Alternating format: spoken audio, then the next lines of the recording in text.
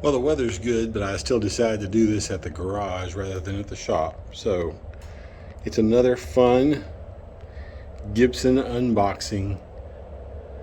Let the opening of the UPS delivery commence. And just like that, it's opened. Man, the boxes on these have gotten a little less difficult to open. I'm shocked by how simpler it is versus what it used to be. Now inside here sleeps one. You can tell by the shape of the case that it is drastically different than a Les Paul. So I'm going to get it out and put it up on the tailgate to make this a little simpler. So a lot of these show up in the demo shop, and they are now, interestingly enough, out of production in this color. So that makes this one kind of a rarity because it is not only in a color that's no longer in production, but it has been modified. So it's not a demo model. It is, even though it's sold by the demo shop, a mod model. So it is an olive drab 70s Flying V. And what you say has been modified? Well, to be honest with you, not a lot. I believe it's just the switch tip and then the actual knobs. So is it really modified? Yeah, not really. But instead of getting the demo stamp on it, it gets the mod stamp. And I think that that makes it infinitely cooler, though realistically, I don't think there's really any bad stigma to it having a demo stamp, at least not with the current way they do their business. But this guitar has got a really, really pretty fretboard. Now, the last time we had a Flying V, it was a Flying V HP. So it was a little different than this because it had a little bit different appointments, but also because it had different knobs, had the titanium nut. There was a lot of things that were changed on that guitar, and it had dirty fingers, and the dirty fingers on that guitar created feedback no matter how hard you tried not to. You literally couldn't be in the same zip code as the guitar and still be, or the same, couldn't be in the same zip code as the amp and it still be able to be played without creating feedback. So this one, I'm hoping, because it has the standard pickups, will be a lot easier to control. And we've had the olive drab classic before, and it was cool. It wasn't amazing, but it was certainly, I don't know, this color really does look a little bit different.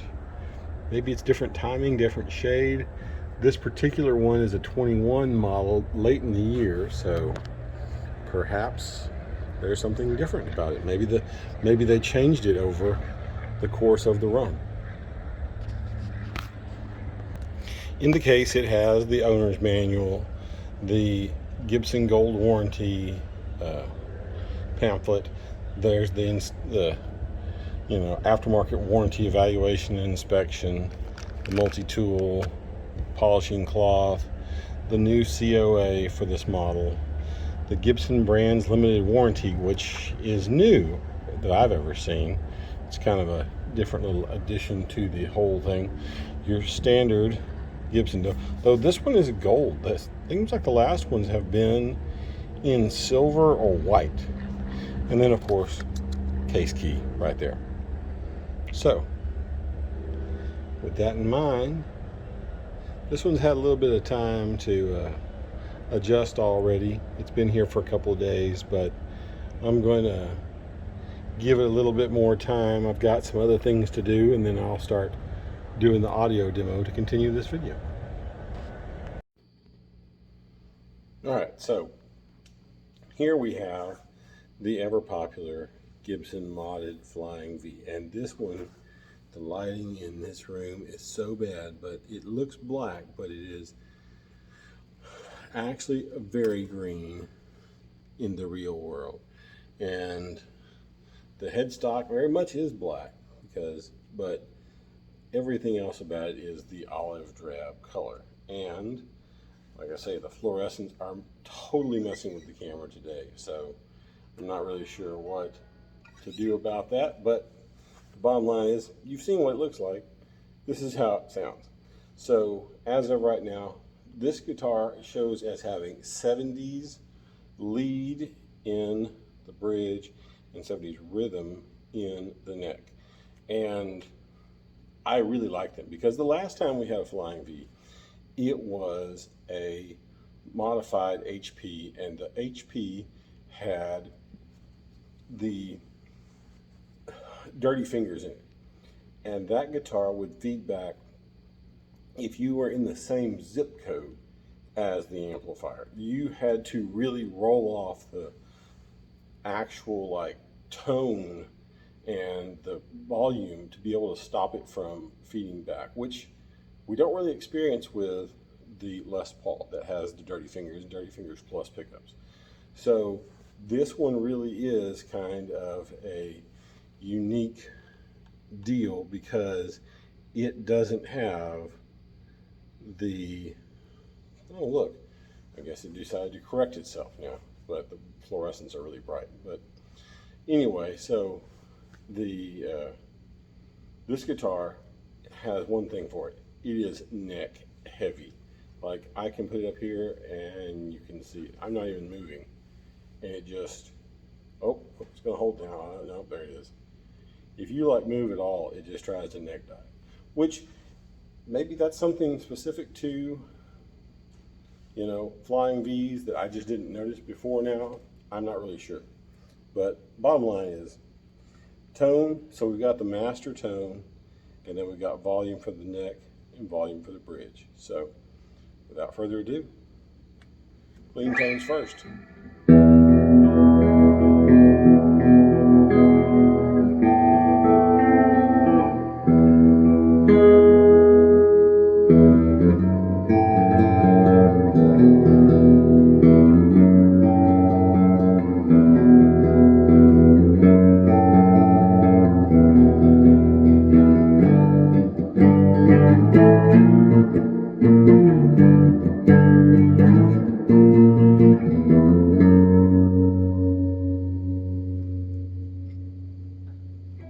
And then the bridge.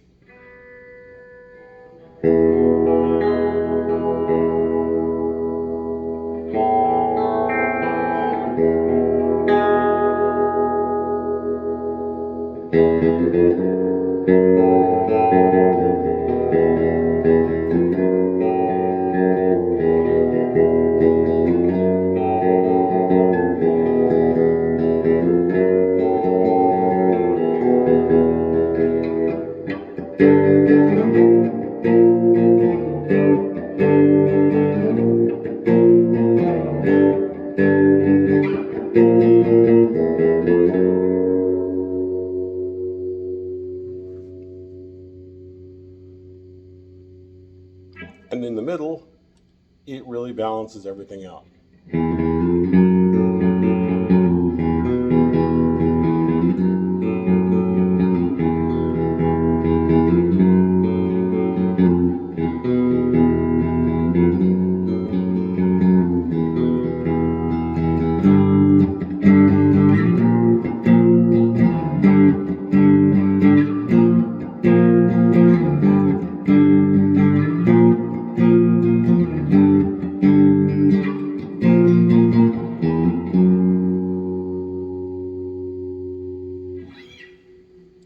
And realistically, this guitar does a really good job of just being smooth. Like,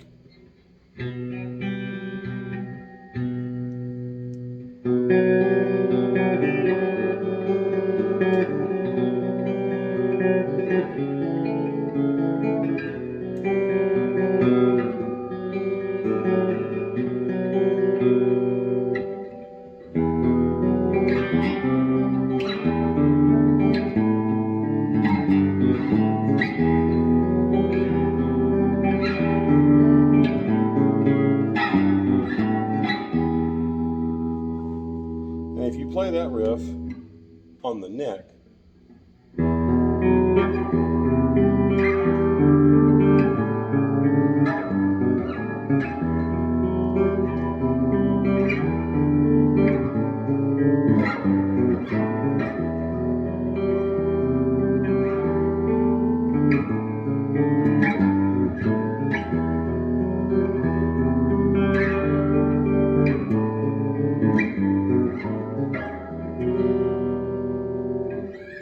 it really does clean up. But where this guitar absolutely 100% totally utterly shines is when you throw some distortion on it.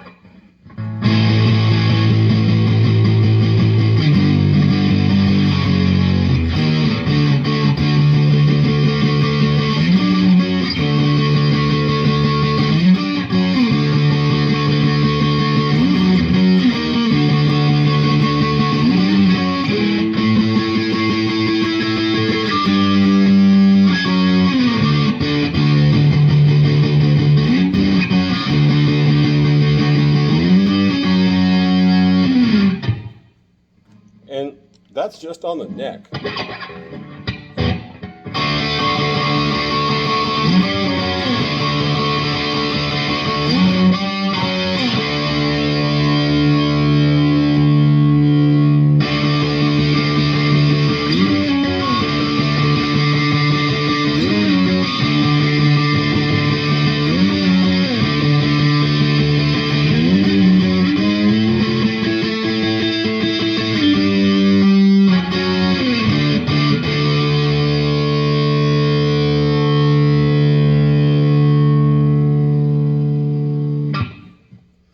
But roll that tone off a little bit, and it starts to really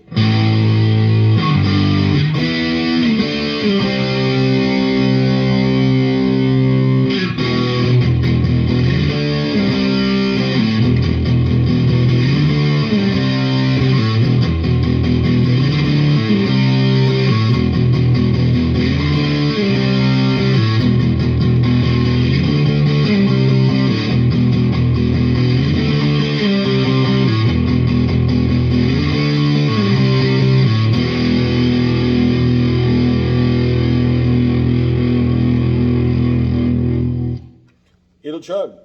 So this thing can do a little bit of everything. I don't know what these pickup outputs are. Maybe we should do a little run through all the different pickups and just one after another test their outputs. But these are showing to be the 70s lead in the bridge and 70s neck in the rhythm, or the 70s rhythm in the neck. So I gotta tell you, it's pretty.